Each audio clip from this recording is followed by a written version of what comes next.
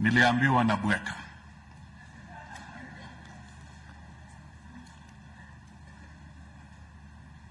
Ukweli wa mambo ni sasa ni lazima tujue kwamba kutoka kwa hiyo shimo lazima tutafute namna ya kupunguza vile tulikuwa tukikopa na vile tutaenda mbele ili tusiingize taifa letu kwa shimo zaidi.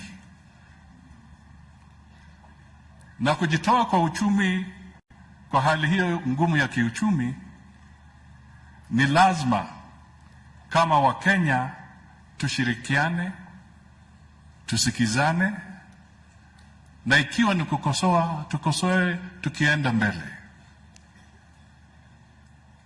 Na ukweli wa mambo ambao ni lazima sasa tutambue ni kwamba uchaguzi uliisha na Wakenya walichagua Mheshimiwa William Samoei Ruto kama rais wa Jamhuri ya Kenya. Hatuwezi tukabadili. Na mimi nilisikia Mheshimiwa Raila akimwita Ruto, alimwita rafiki yangu. Ni kweli ni rafiki. Na ukweli wa mambo, rafiki huyu sasa ndio amekuwa rais wa Kenya. Tuweke uchaguzi nyuma yetu, tuende mbele, tujenge taifa. Ikiwa tunataka tukienda mbele tuwe na majadiliano, na kuna kamati ambazo zimewekwa pale.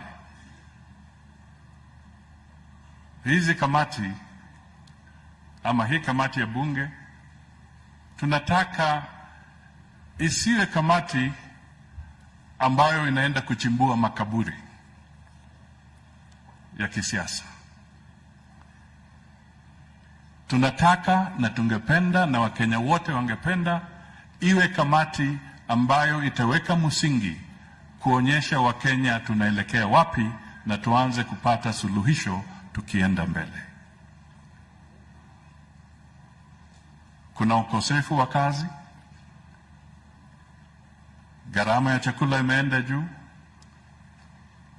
na kuna matatizo pia katika ulimwengu ambayo yanachangia ile shida ambayo tunapata kama Wakenya. Ni wakati, kwa kimombo wanasema, let us close ranks, tujenge taifa letu ili tuanze kupeana nafuu kwa wananchi wote pahali popote walipo katika taifa letu.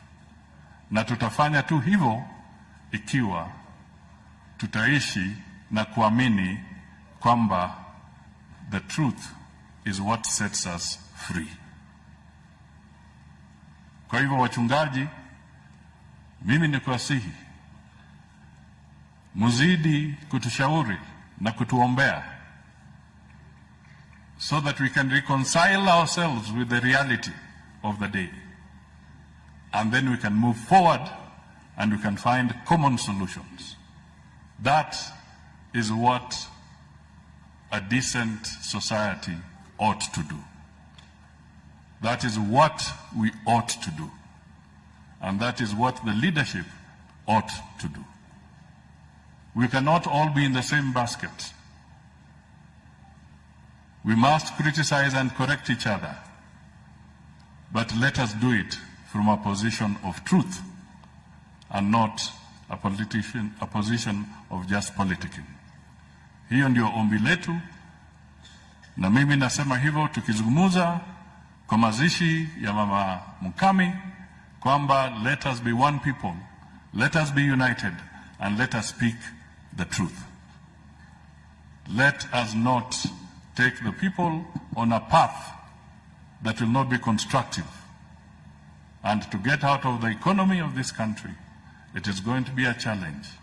Mimi nilisema na nitarudia kwamba kufufua uchumi wa Kenya sio vile tunatengeneza kahawa asubuhi. Kufufua uchumi wa Kenya itachukua muda, lakini inahitaji tuwe na umoja katika taifa letu. Asante sana kwa kunisikiza, na ni wajibu wangu sasa kumwalika